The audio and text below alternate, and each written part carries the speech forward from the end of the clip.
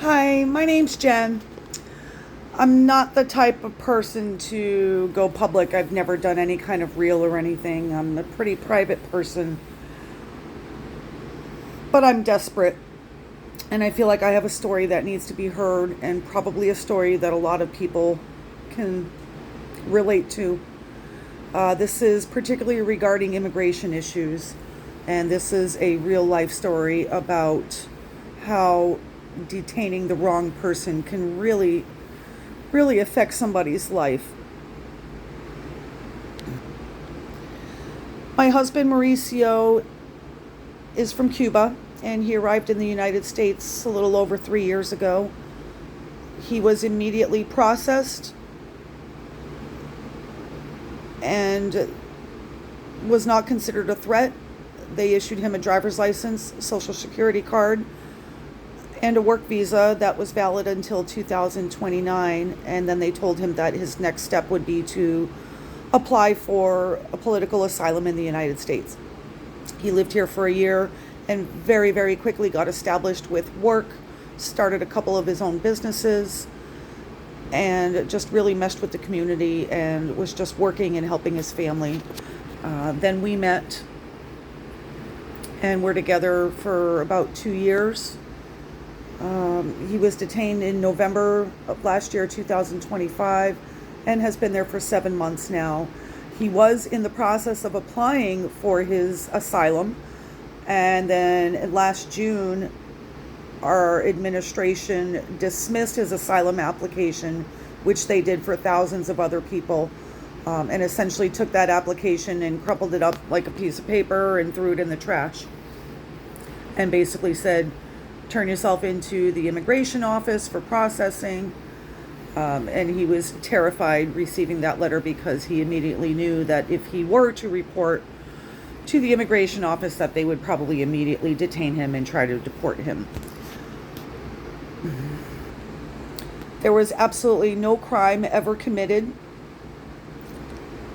He has been detained for over 7 months now.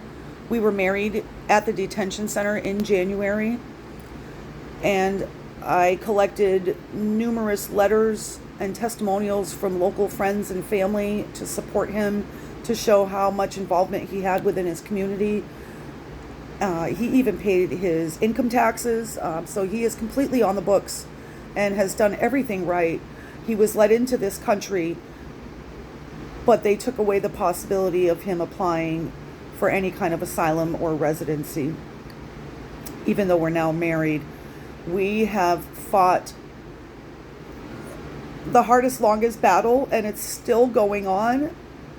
7 months later, after 2 attorneys, my head is just about to explode, and I'm desperate for some help.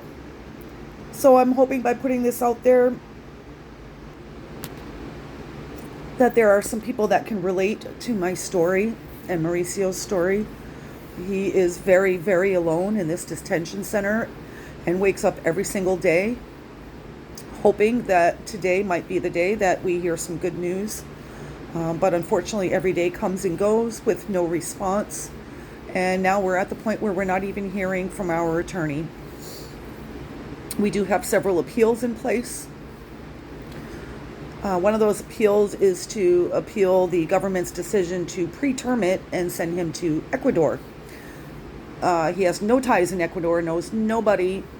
They cannot provide us with any information as to what's going to happen when he gets there, what the process is, if Ecuador will allow him to apply for asylum there, how is he going to work, how is he going to have shelter, and stay away from the crime. So there's so many questions that are unanswered. So we appealed that decision. We're still waiting for a response, and that was done in February, and here we are, June 3rd.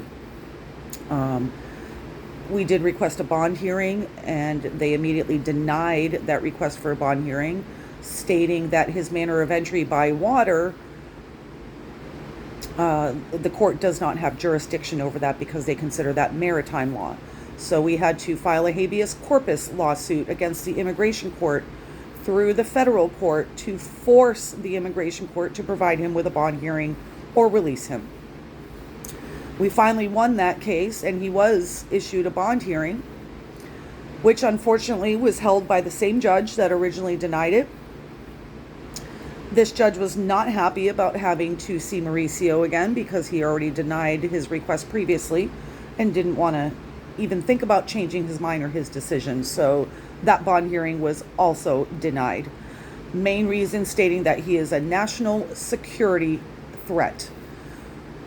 I don't know how he can possibly be a national security threat if 3 years ago he was processed completely and legally in the U.S. and given a pathway to work and become part of our society, which he did amazingly well at. He accomplished so much in such a short amount of time that he was here. So now we have an emergency motion filed with the federal judge that we have been waiting for a response for over 2 months. This is an emergency motion to reopen his failed bond hearing because the judge refused to look at the evidence that we had provided. And that emergency motion still has not been answered 2 months later. And now my attorney's not even responding to us. So not even I can access his court documents. Only our attorney can access his court documents. And that is very wrong. So at this point, I don't know what's going to happen. I'm hoping somebody out there can relate. Maybe you're going through something similar and you just want to share it with me and have a voice, somebody to talk to who understands, because this is extremely painful. The love of my life is locked up for reasons that he doesn't even know why, and every single day is a new day of torture for these innocent people. I will share some more later. I just wanted to put this out there and see where it goes. Thank you for listening. Bye.